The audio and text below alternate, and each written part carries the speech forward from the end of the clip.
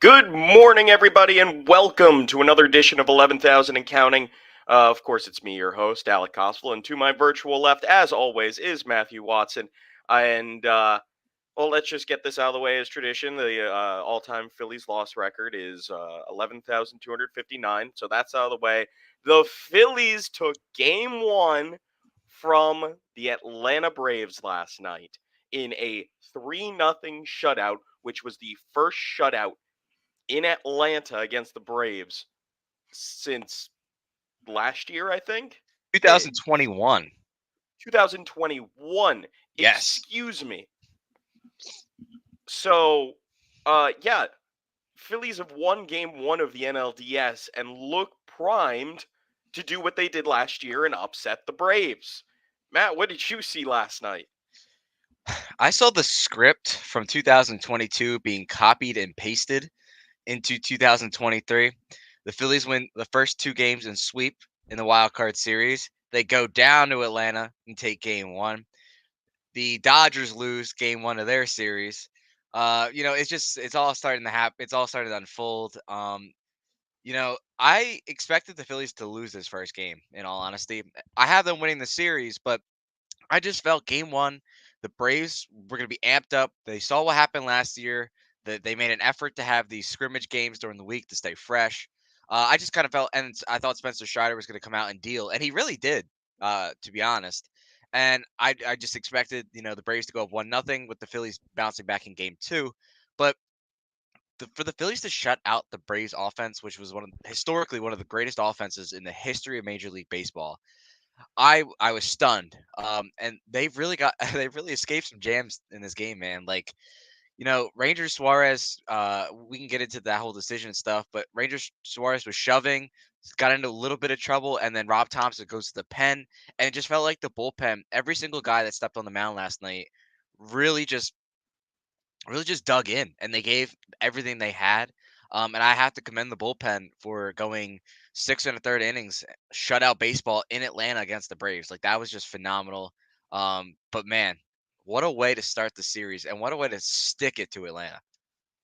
No, I mean, a lot of people will say, and let's just get into the discussion now, that Thompson overthought this, that, Ranger was going well. No hard contact, as a lot of people, I saw a lot of people brought up, which is all true.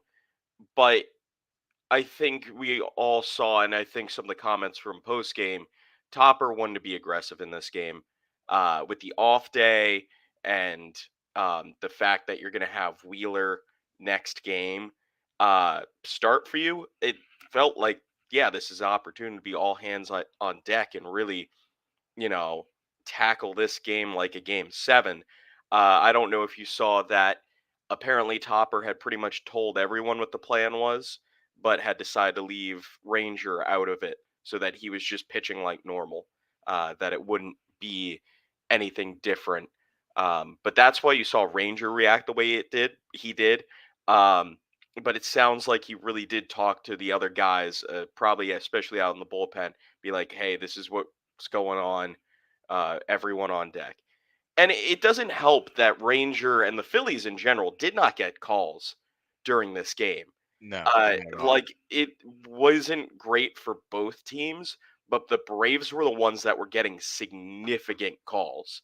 The biggest one that comes to mind is the Alec Boehm uh, ball, or that should have been a ball called a strike, to start that um, count where he struck out. I think it was Which time? Because Bowman no, was yeah, he had a rough awful. night, but it was with runners on base. It was like the third time, the third at bat. Okay, probably maybe like the sixth or seventh inning, somewhere around there. Yeah, but it was a really bad pitch that was called a strike, and it just changed the tone of the entire at bat from the get go. Of course, there was the pitch from I think it was Hoffman, or was it Strom? Like, it was in the upper third, like purely a strike, and just was not called. I I think that was Hoffman. He threw that curveball Yeah, high in the zone, and he did not get the call. no, yeah, Hoffman. It was when he was fighting out there, and he wasn't getting calls, and it was rough. And then the Phillies would have a couple calls against them. I know the one Harper strike. was a pretty bad one.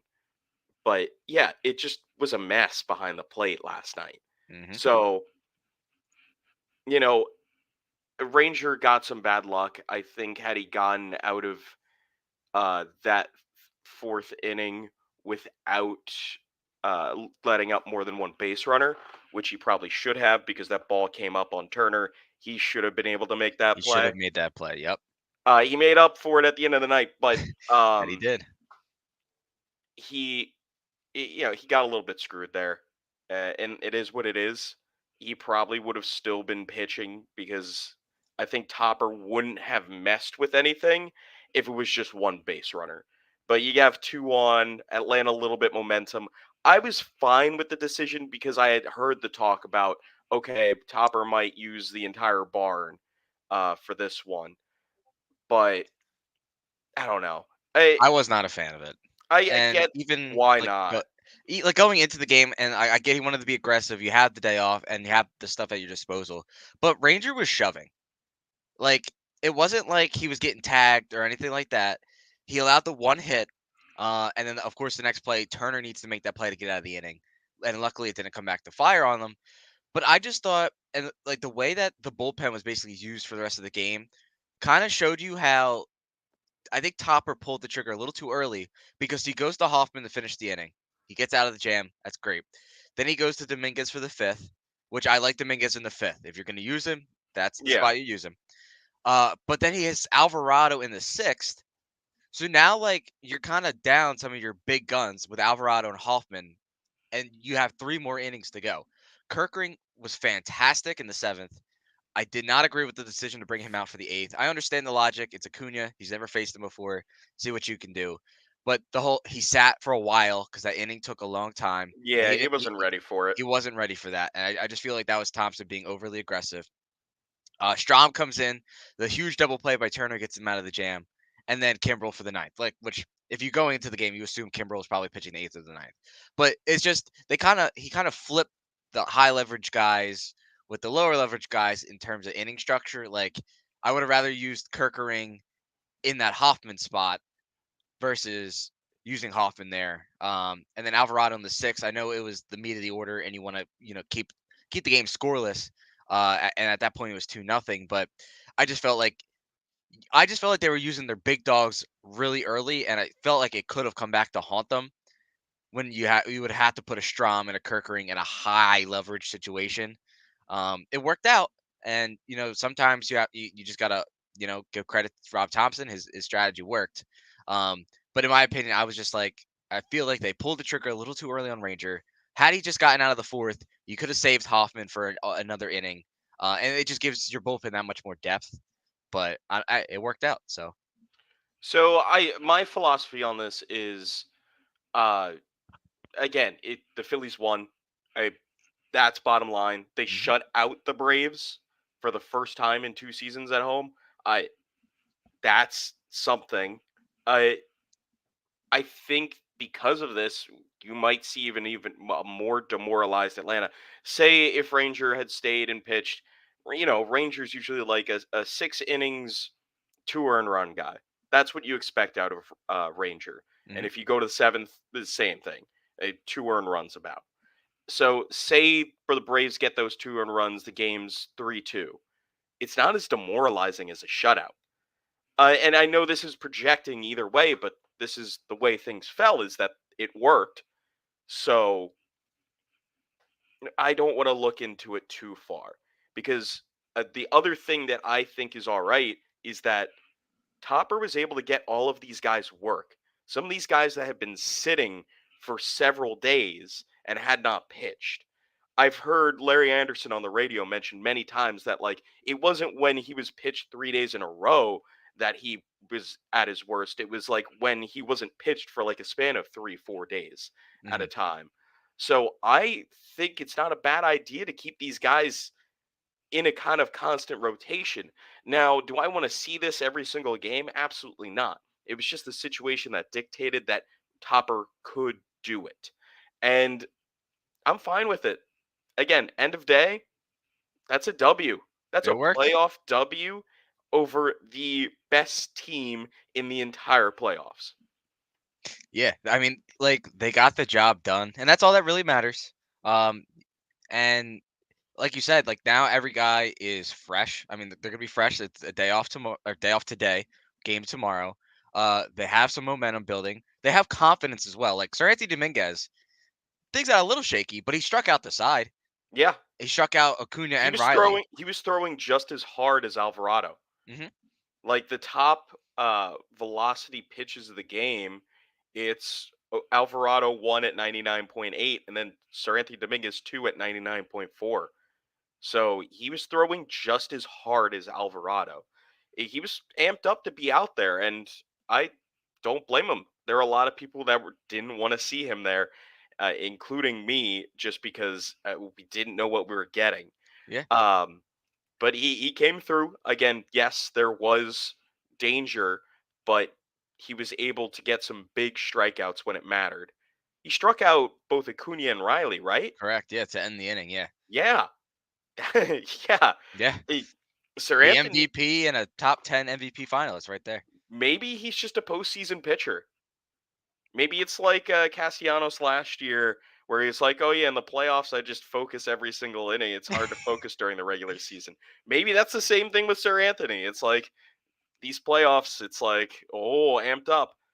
I don't know. I don't know, It, but if he shit, I don't care what he does as long as he keeps doing it, I'm good. yeah, no, exactly, exactly.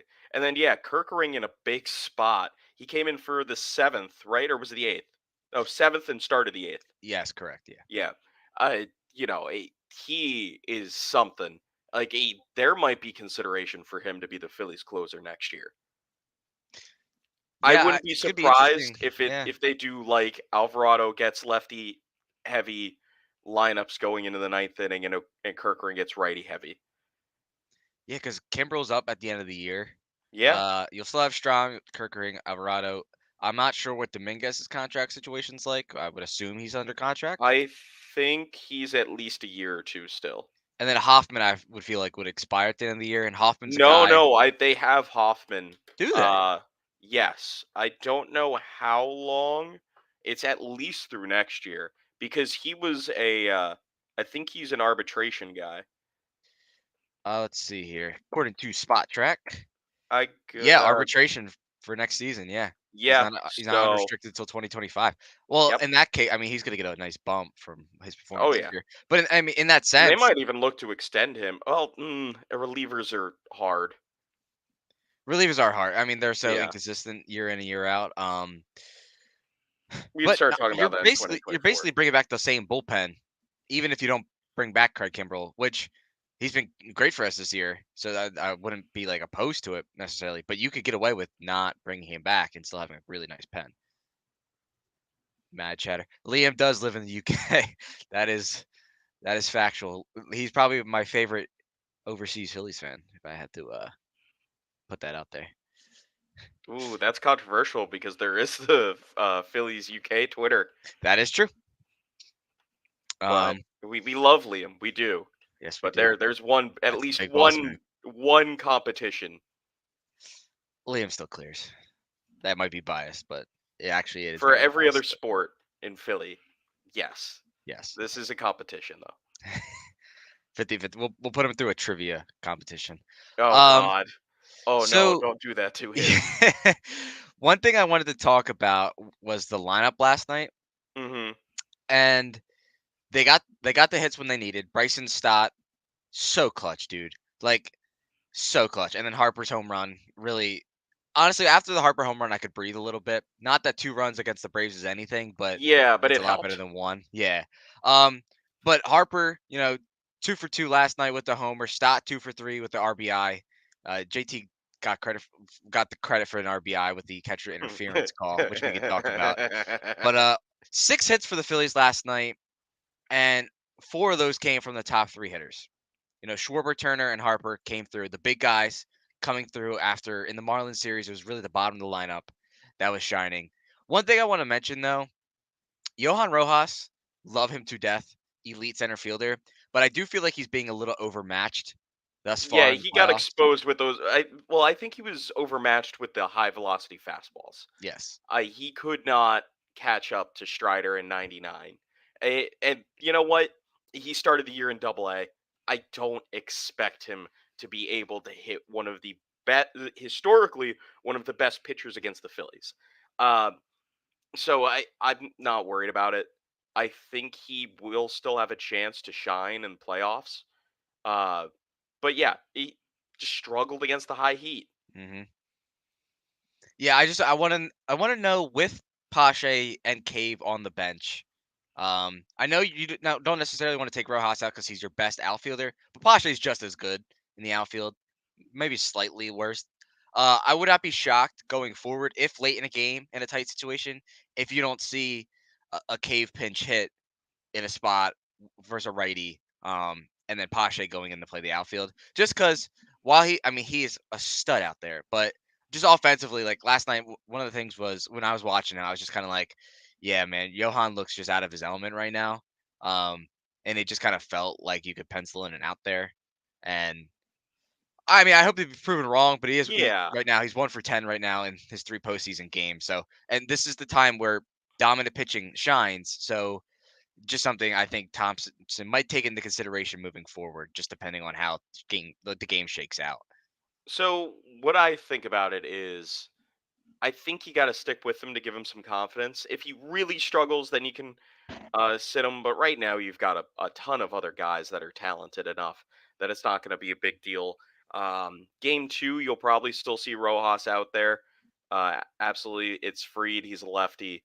So you'll probably see Pache in left for Yeah. Marsh, who is so unselfish in that clubhouse. Hmm. Like, I want to talk about just how Brandon Marsh, like, it could be seen as him getting the short end of the stick sometimes, but he's cool with whatever. Like, as long as he gets to play eventually, like, he just wants to help the team. It's been refreshing to see, but I mean, it goes to show with all of these guys, it's just like a family in there, and not in like the weird, creepy corporate way. Yeah, no, they all love each other. Like, and you could feel that last year, and you could feel that this year. And I mean, there's new guys heading into the season, and they just welcome them with open arms. Like last year, right? Marsh gets brought in at the deadline. They very easily could have been like, Matt Bealing's our guy. Sorry, dude, but we're rocking with the guy who's been here, right? They welcome Marsh in with open arms. And then Beerling leaves, Marsh is the guy, and now Rojas comes up. And what did they do? They welcome him with open arms. So it's just a big family feel, and I love that the leadership is structured in the Phillies clubhouse to have those kinds of things. Like Nick Castellanos has taken Johan Rojas under his wing. He's talked about him extensively, right? Um, just like even like the buttoning of the shirt, just small stuff like that. But it's the small stuff like that that shows you how much they care about each other. And you're right, like Marsh, yeah, Marsh wants to play. Who doesn't want to play? It's the postseason, right? But I think with Marsh, he knows, okay, I'm gonna play against a righty. Johan and Pasha are gonna play against the lefties. He's like, it is what it is. I'm gonna do whatever I can to help this team win, whether that's celebrating in the dugout, whether that's coming in late in the game for defensive substitution, for an offensive substitution, or if he starts and comes out late. He knows he has a role in this team, and he's gonna play it to the best of his ability, and he's gonna root on everybody else to do their jobs. And I honestly just think that's beautiful. Oh yeah, absolutely. And it goes to show, I think it really is a whole organizational thing. I think about the guys that they brought in here. First off, I know he's been around for a bit now, but Caleb Cotham really has relationship with a lot of these guys. Like he played with Lorenzen and Coach Lorenzen. Like they brought in Lorenzen that had that kind of feel. You also have when they signed Castellanos, he knows Caleb Cotham, and there's a couple of guys from the Reds that they brought in. Of course, the Nationals connections. You have Kevin Long, and then you bring in Turner this year, who played with Harper. You know, there's been prior connections made here, and they're really capitalizing on these prior relationships, and just it's like pulling a knot together. Like you already got it kind of tied, but you cinch it together and it gets closer. Like Mhm. you already had the connections, and now it's just become this tight knit group. Yeah, man. Like it feels like everybody's got like a guy, right? Like Stott has Harper, Rojas has Castellanos. You can say Bowen and Marsh kind of have each other, just how tight they are. Stubbs is everybody's fun uncle. Like Stott and Marsh too. Yeah, Stott and Marsh, like the whole daycare is just a vibe. I The mean, only one that I wonder who their connection is Craig Kimbrell. Craig seems like a I feel guy who like sits in he's the just like, corner. yeah, but at the same time, Stubbs will go up to him and kind of pester him, and they'll like kind of play off each other. That's what I imagine. Like Kimbrel's to himself, but the other guys still try to include him in, so he respects. That's my head canon of this. Well, like you saw in the celebrations, Stubbs and Gregory Soto were like partying up together, and that's not a combination I expected to see. But you know No, what? There it is, right? Like that's why I love getting the insight into the team like that because I would have never in a million years thought Gregory Soto and Garrett Stubbs would be out partying together. But you know what? yeah, That's what's happening, and I absolutely love it. no, it's crazy, and like Castellanos. I heard something that he asked Hoffman. He was like, "Yo, Hoff Daddy, are you coming to Xfinity with us?" I'm like, "Yo, that's great!" That's another great Like, they're T-shirt just idea. this is the best clubhouse of all the teams. I don't know, like personally, not viewing some of these other franchises throughout the season, but purely on a vibe standpoint, who else is feeling like this? I don't Like, even think the '08 team was like I can't remember, no, but like I don't think I the don't '08 team think was like so. this. Like, I mean, I think they were all professionals and they enjoyed playing together. Yeah, and there were But some great personalities, but yeah, but this group feels like they're all best friends. Like Jose yeah, Alvarado's making everybody a best friend necklace. Like that's how you know. yeah, it's great. Like, you could only imagine, like Matt Stairs, like as much as we love him, he would have never worn a friendship bracelet. You think Jamie Moyer is putting on a necklace to go out and pitch? Hey, now he just wore overalls. He did wear overalls. I gotta give Jamie some credit. Yeah, he's game, but no, everything feels good. It feels so good. Like, huh. Speaking what doesn't feel good for the Braves fans is waking up and seeing that you're supplanting Phillies fans as terrible fan alerts, with the trash being thrown on because of that catcher's interference. Hmm. Which, let's just drop the facts here. Uh, Sean Murphy said, yeah, he heard it, but he didn't feel it. It was the right call. Like, that's what he said. He said it was the right call. Of course, like, you're not gonna really get into it and chance, a suspension or like not a suspension, but probably a fine. Um, Yeah. but at the same time, he's gonna fight more than what we saw of him slapping his face mask on his knee after the call was called. It seems that it was the right call, but Braves fans didn't take kindly to it. I mean, just look at this. It just, Yeah, I mean, this is just like they a stopped the shot of it. game. But yeah, they had to stop the game because the trash Braves fans were throwing trash on the field. Honestly, like, I was like stunned. I was like, "What the hell just happened?" When I see Remuta walk into first, and then they say it's catcher interference, and I'm like, "I didn't see anything." And then you watch the replay, I still didn't see anything. I watched the John Boy breakdown this morning, and he did a really good job of breaking it down. Yeah, But when Murphy, Remuto, and the umpire all knew it, that's all you have to know. You don't have to see it on the replay because it's one of those that's like a it's not a subjective call in a way, but it's a subjective call. Like yeah. the umpire didn't have to Hit call it. a lace. Hmm. It was a lace. You're not gonna see the whole glove shake because a lace was hit, especially one that's fully broken in. I sell baseball gloves all day long. Oh, can you hear me? Yeah, you're good. Yeah. Okay, sorry, you went away for a second. I've had a few moments where where I've gone out. Anyway, uh, yeah, those laces are gonna flop. You can cut those laces shorter if you want, but that's a choice by Murphy to keep them that size. It's not that you need them that long.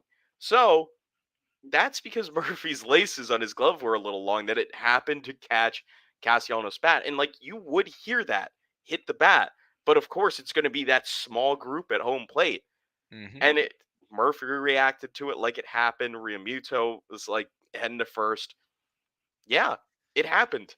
Yeah. It did. Murphy didn't even argue. Like he was just like, "Damn, I No. can't believe I did that." And like if that were me, right? I would have been like, "No, like Blue, come on, Blue." Like I wouldn't have gotten ejected or anything, but I would have like made a scene a little bit there to Yeah. sell it. But they weren't gonna be able to overturn it anyway because you're Yeah. not gonna get substantial video evidence of this lace was not hit because that's really hard as the John Boy breakdown shows. Mhm. Like it's hard to see. It's there, but man, Yeah, dude. you would It's need a quite a bit to break that down, and they're not going to stop the game for 15 minutes just to zoom and enhance. Even though, of course, that's not a thing. But Yeah, honestly, it took longer to get the trash off the field than it did for the replay. And like yeah, typically replay I feel like takes forever for no reason, but like it was just like especially if it's a that. Like controversial call, something that's mhm. really close, they're usually taking their time on it. Yeah, but they were very quick and it was really just the on-field delay that delayed the game. Um but yeah, dude, like and the Braves one thing I want to throw out there, the Braves made 2 errors last night. Yeah, Like that is a championship quality team and they made 2 errors. Like that that is Strider era was terrible. Like it was that, awesome though. yeah. Well, yeah, for us, but you don't do that, it might change things a little bit because Mhm. that's the first run on the board for the Phillies. Yes, Of sir. course, Harper hit the home run then, but that's not guaranteed. You know, Harper could have been like trying to make something happen if he's not up 1-0. You know, and maybe swing at a first pitch or more aggressively than working and getting to the pitch that it got. Um, yeah, huge play, huge. And of course, I love the tweet that said not to run on Sean Murphy from the Braves, and then Trey Turner Oh my decides to gosh. be a burner on the base paths There was, last I night. believe, 5 stolen bases last night. Yeah, it set a franchise record for the Phillies in the playoffs I in love one dude, game. that's exactly what we paid Trey Turner for. That Yeah, right like, that game last night was exactly why we paid him, and we don't win the game without him, which no, is just so poetic because at the end of last season, we're like, "Alright, we're right here. We're on the doorstep of a world championship. We need something to put us over the edge." They went out and signed one of the best shortstops in all of baseball, and I know it took a little long, and we don't have to rehash that whole thing, but yeah, where we are today, Trey Turner is once again playing like one of the best shortstops in all of baseball. His speed, that has always been his number one attribute, his elite speed. Swipe second, swipes third. I mean, and then like Harper's I believe let's see, Harper got a bag last night. I think Stott got a bag last night.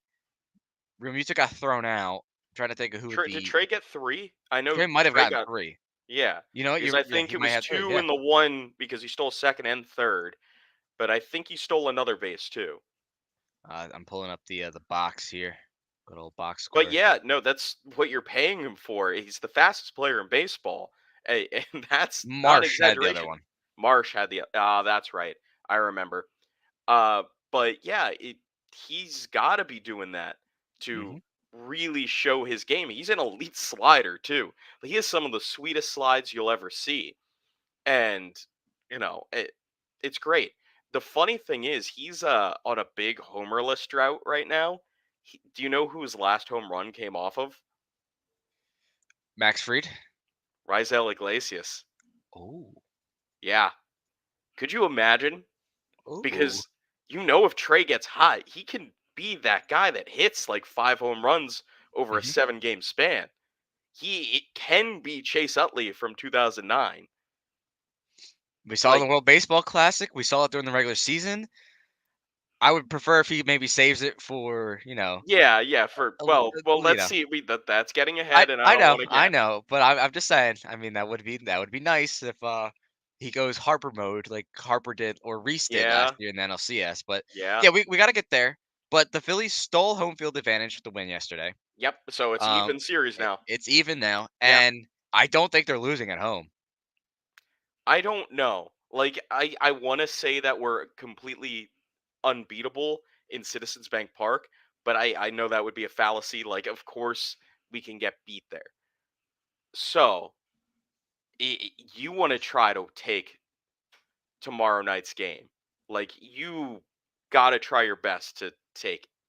Because if you go up 2-0 and they have to win 2 games in Philly, not just one, It's not happening.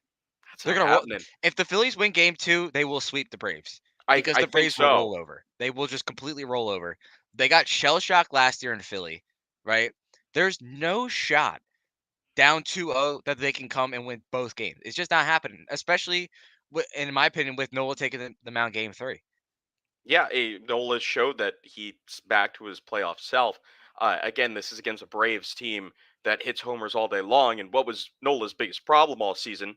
Homers. Home runs. But he did make that adjustment that he's been saying about, and we've seen some of the results from late in the season, and now game two of the wild card series.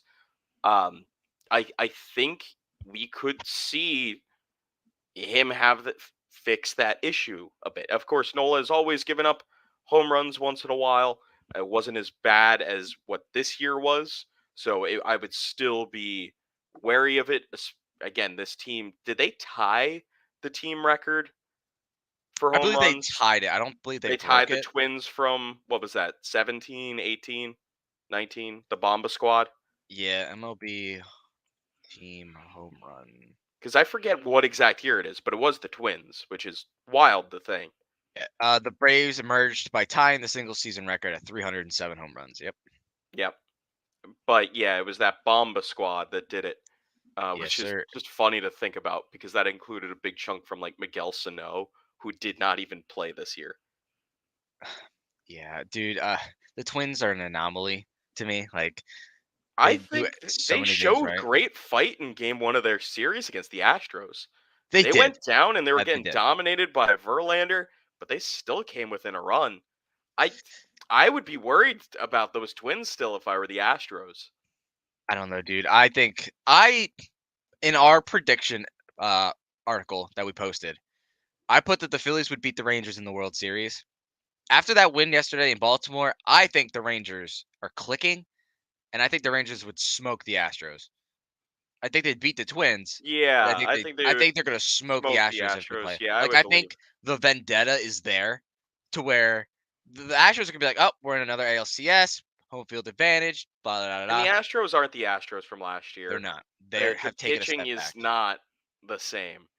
Of course, I got Verlander back, and that's annoying. But it's Like not I even like he was Verlander of last year. Like he's not as sharp. in game one, he was very good. So I don't want to discount his ability whatsoever right now. Um, we'll see. Of course, the Twins threw out Bailey Ober last night because they didn't have their rotation set. Of course, they still have Sonny Gray and they have Pablo Lopez. Hmm. Uh, those are going to be tough matchups for the Astros. Just saying, I think the Twins are going to give the Astros more trouble than you think. Well, we'll see that today. Both American League games are today. Astros Twins are the nightcap, and Rangers Baltimore is the first game. Um, who does Minnesota have going today? Because they used Kenta Maeda. Oh, It's gotta, they have Pablo Lopez yeah, on it's got to be Pablo short Lopez, rest. and Yeah, then Sonny Gray has got to be Game 3.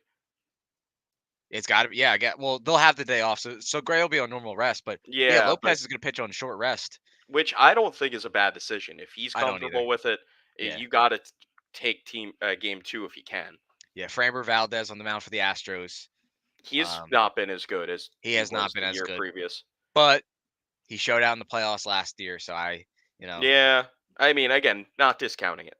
yeah, I am not. because that will. I mean, I know Sunday Night Football and that is a game to watch. Two dominant quality pitchers in a must-win game for the Twins. That is going to be a hell of a game. No, definitely will be. I am excited also to see if Baltimore can rebound. Again, personally, I don't believe in their pitching. Yeah. I don't. They have Grayson Rodriguez going up against Jordan Montgomery He's been today. very good for the past like 11 starts he's had. He has, but he is also a rookie. Yeah, I mean, like, I mean, we just praise Orion Kirkering for what he did, but that's one inning in a playoff game. Rodriguez has to start and go at least 5 to give Baltimore a yeah. chance. Oh, yeah, because their bullpen's not They got were used much. up. They were used heavy yesterday. So Oh, it's going to be hard. But I mean, the Rangers bullpen isn't anything special. it's That's not. their big weakness. It's not. But the thing with the Rangers, right, is if their bullpen clicks, everything else is going their way. Like they have the Yes, offense, they that's have great correct. defense. It's just like you're kind of just hoping the bullpen can give you. If Aroldis Chapman somehow becomes himself from like I don't know, let's say 14. I guess 2016 be better comp. Even Uh, 2017. I mean, yeah, but that would be significant in like I don't know. We'll see with it, but if that bullpen does click at the right time, there's not much to stop them. it's like the Phillies last year, right? The dynamic offense, right? And our bullpen was better at this point than theirs is now, or yeah, last year. But Yeah, the whole chatter was like, is our bullpen gonna hold up in the playoffs? We knew our starting pitching was pretty good, but the question was the bullpen, and the bullpen, in my opinion, was like the best unit of our team last year. Like the way that they pitched in the playoffs was fantastic. You probably could not have asked for a better performance. So if the Rangers have that on their side, and they're getting Scherzer back for the ALCS, so like they are a scary team. yeah, I would say so. But again, we'll have to see what happens. It is playoff baseball. Anything can happen. Teams get hot Anything at the can right happen. times. It's not like the Orioles didn't try to fight back in that game that they lost in game one. I think it was a 3-2 finish. They had two runners on against Chapman, but he just happened to turn a double play. Um, so they I have, they will have some great say young players. Great Gunnar young Henderson players. should not have attempted that stolen base there. And Oh, absolutely I'm not. I I'm a saw guy who that. tends to be aggressive with that sort of thing. That was the worst time to take a steal. You got a You leadoff made guy the on. first out. You cannot do that. You just cannot. No, it And did definitely give I was mad. Leclerc more confidence and don't have Yeah, to work with because the now runner you on. just erase that leadoff runner. You have one out, and you had Hicks in a two-strike count, who he would end up striking out. I mean, at the very least, if runner at first, he puts a ball in play. As long as you don't get doubled up, it's a moot point. But Yeah. but then he strikes out. Now you're down two outs like that, and it's kind of like you're praying for a home run ball that wasn't going to come. So, No, it was a bad situation mhm. to even attempt that stolen base. Like But Schwarber last he's a night. rookie. He's a Yeah, rookie. he is. But Schwarber last night, ball hit the shortstop. You're always taught if you're at second base, if the ball is hit in front of you, you stop. If the ball is hit to the other side, you run. Schwarber ran right past it, got thrown out of third. It ended up, kind of coming out in the wash, but Yeah, it you did, but cannot afford to do that. the play that got him out was a perfect throw, and he almost beat it. Um, I was fine with it because I realized, oh wait, that means Turner gets to be on first. Turner would have been thrown out. You have slow ass Schwarber at second. So a single probably wouldn't score him, but we saw Turner steal that base and then was able to come in off of that, or would have been able to come in. It was the double play. It it was a better situation. I wasn't upset with it when I was like, okay, yeah, Turner's on base. Again, I'm not even speaking with the stolen base. That threat's always there, Mhm. and his speed's going to keep you out of a double play, even if that's an issue. Um, yeah, but it is what it is. But I understand why it's upsetting too. It's like, come on, Schwarber, just hit a leadoff double, and now you're thrown out at third. Yeah, like it's just like, especially because with Turner, right? He is a dynamic runner. You got to have a great throw to first base to get him out. And maybe there's a shot, the throw pulls him off the bag, or he beats it out, or something. Like it ended up is a very I'm like splitting hairs here with it, but Yeah, just fundamental baseball wise, you just can't afford to do that because now you have to put the pressure on the defense, and I just don't think that I kind of think they Schwarber bailed him out there. He did have to make a yeah. perfect throw to If you third, were gonna try to but do that, maybe there's an argument that you try to get thrown out and get Turner to second first before you think about that. But that's too looking premeditated. back. Yeah, it's yeah Yeah, too much hindsight. yeah. But look, we're splitting hairs. The Phillies won 3-0. They stole a Yeah. game in Atlanta, and I'm very pleased with what I saw last night. Oh yeah, especially with how much was going on Twitter, and I'm calling it Twitter, and that's what it is. With between Braves fans and Phillies fans, it definitely was even made the win sweeter, Hmm. especially with the shutout. Like it was funny with the whole thing with Blooper, and he was talking on the Fanatic, and yeah, nah, it just wasn't the Atlanta Braves day yesterday, especially for the fan base.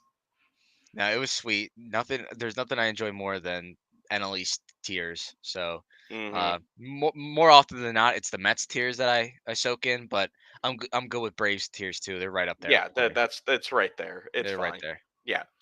But no, it definitely good. And now we're set up for game two in Atlanta. Zach Wheeler versus Max Fried. Of course, Max Fried is coming off of blister issues. So who knows how that holds up for the Braves. Of course, this is their big number two guy. Hmm. Like Fried is no joke as a pitcher, but he hasn't pitched for a bit. How much are you really going to get out of him? Yeah, dude, this has Spencer Strider game three written all over it. It does. Like, if the Phillies can run Freed out, like, if well, here's the thing, right? He's got the blister on his pitching hand. He's going to be uncomfortable, but if he's able to settle in early in the game, I think he can find a groove. He's just that good of a Hmm. pitcher. If the Phillies stick it to him early, I think that by doing so, they'll chase him out of the game. They'll make the Braves have to unload their bullpen.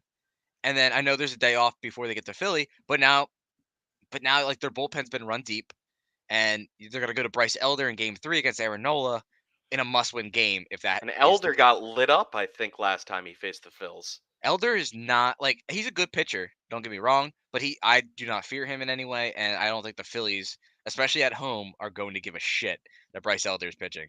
Oh, hell no. They wouldn't care who's on the mound at home. They're not hearing that.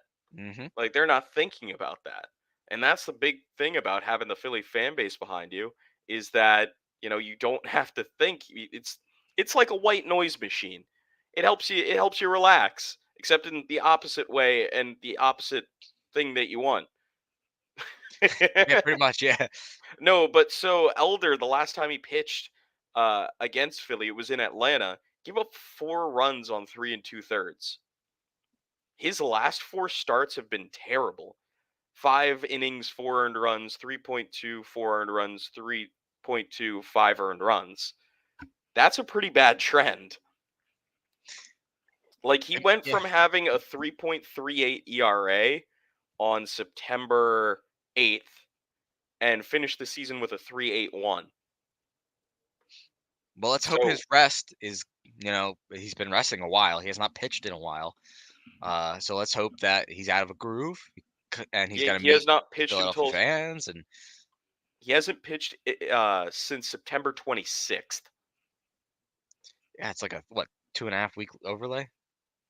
Yeah, yeah. So the same situations are unfolding again, where the Atlanta Braves should have had every advantage here, uh, with be able to prepare, line up your rotation the way you want it. They even played those simulated games to try to stay ready, but it's not working. Mm-mm. It just isn't. And who knows, even if they reseed and face the Diamondbacks, if it'd be any better. Yeah, the Because Diamondbacks are hot. Diamondbacks scored what, 11 last night on the Dodgers? Yep. Like they knocked Clayton Kershaw out of the game without him recording it out. Granted, he is very old at this point, but that's still a first ballot Hall of Famer. But it's also playoff Kershaw. So once Well, again, yeah, the story just writes another chapter. it does. But at the same point, uh, yeah, eh, they're just I don't know what it is. Like if it's because they don't have to fight and they didn't fight for a few weeks before that because they had already clinched. Hmm. Um, I feel like they'd almost have to do like not a sim game, but like bring up all the guys from AAA and just play them in an exhibition game. Like actually play a game. Yeah, there's almost no benefit of winning division early. Like there is, but Yeah.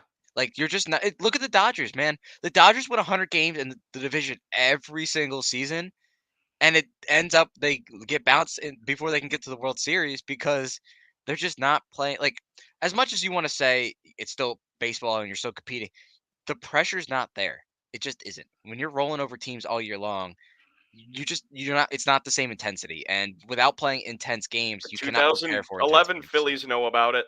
Yeah, they coasted the end of the year and they got bounced, and that was the end of the dynasty. And Although the vibes were different because they had just knocked the Braves out of the playoffs by winning on the last day of the season. But it was just the Cardinals that were super hot overshadowed that.